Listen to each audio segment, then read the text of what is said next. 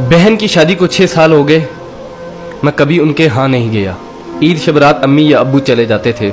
एक दिन मेरी बीवी मुझसे कहने लगी कि आपकी बहन जब भी घर आती है उसके बच्चे घर का हशर नशर कर देते हैं, और आपकी माँ जो हमसे चुप चुपा कर कपड़े, साबुन और कभी कभी को चावल के थैले भी भर के दे देती है। अपनी माँ से कहो ये हमारा घर है, कोई खैरात सेंटर नहीं। मुझे ये सुनकर बहुत गुस्सा आया कि मैं अपने घर का बहुत मुश्किल से गुजारा कर रहा था और मेरी माँ सब कुछ मेरी बहन को दे देती है।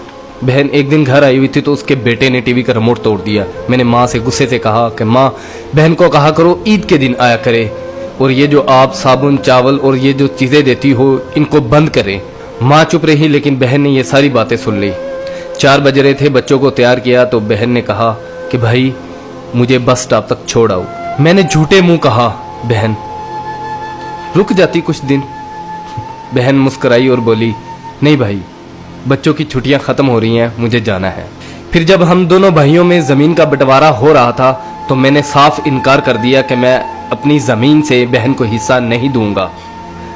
तो माँ ने कहा कि बेटी का भी तो हक बनता है। मैंने गाली देते हुए कहा जो कुछ भी हो जाए मैं बहन को हिस्सा नहीं दूंगा। मेरी बीवी ने भी बहन को बुरा भला कहा, वो बेचारी खामोश थी। बड़ा भाई अलहदा हो गया और मेरे बड़े बेटे को टीबी हो गया और मेरे घर के हालात ख़राब हो गए। जितना सब कुछ था मैं उसके इलाज पे लगा चुका था। मेरे पास इलाज करवाने के पैसे नहीं थे।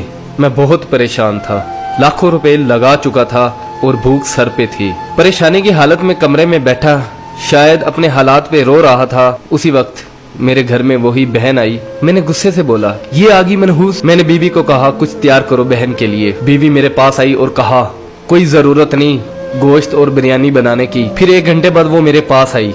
भाई परेशान हो? बहन ने मेरे सर पे हाथ फेरा, कहा बड़ी बहन हूँ तुम्हारी, गोद में खेलते रहे हो, अब देखो मुझसे बड़े लगते हो। फिर मेरे करीब हुई और अपने पर्स से कंगन निकाले और मेरे हाथ पे रख दिए और आहिस्ता से बोली पागल तू एम ही परेशान होता है। बच्चे स्कूल थे, सोचा दौड़ते दौड़ते भाई से मिल आऊं। ये कंगन बेचकर अपना खर्च करो और अपने बच्चे का इलाज करवाओ। शक्ल तो देख जरा तूने क्या हालत बना रखी है। मैं खामोश था, बहन की तरफ देखी जा रहा था। बहन ऐसा से बोली किसी को मत बताना, तुमको मेरी कसम है। मेरे माथे पे बोसा दिया और 1000 रुपया मुझे दिया जो 150 के नोट थे, शायद उसकी जमा पूंजी थी। मेरी जेब में डालकर बोली बच्चों को गोश्त ला देना और परेशान मत हुआ कर। जल्दी से अपना हाथ मेरे सर पे रखा, देख कितने बाल सफेद हो गए। वो जल्दी से जाने लगी तो उसके पैरों की तरफ देखा तो टूटी हुई जूती पहनी हुई थी और पुराना सा दुपट्टा ओढ़ा हुआ था। जब भी आती थी वही दुपट्टा ओढ़कर आती थी। बहन की इस मोहब्बत में मर चुका था मैं। हम भाई कितने मतलब प्रस्त होते हैं, बहनों को पल भर में बिगाना कर देते और बहनें भाइयों का जरा सा दुख बर्दाश्त नहीं करती। मैं हाथ में कंगन पकड़े जोर जोर से रो रहा था, उसके साथ मेरी आंखें भी नम हो गई। अपने घर में खुदा जाने वो कितने दुख सह रही होगी। कुछ लम्हे के लिए अपनी बहनों के पास बैठकर हालचाल पूछ लिया करो, शायद उनके चेहरों पे कुछ लम्हों के लिए एक सुकून सा आ जाए। बहनें माँ का रूप होती हैं और भाई बाप का रूप होते हैं। स्टोरी अच्छी लगी हो तो इसको लाइक कर दीजिएगा।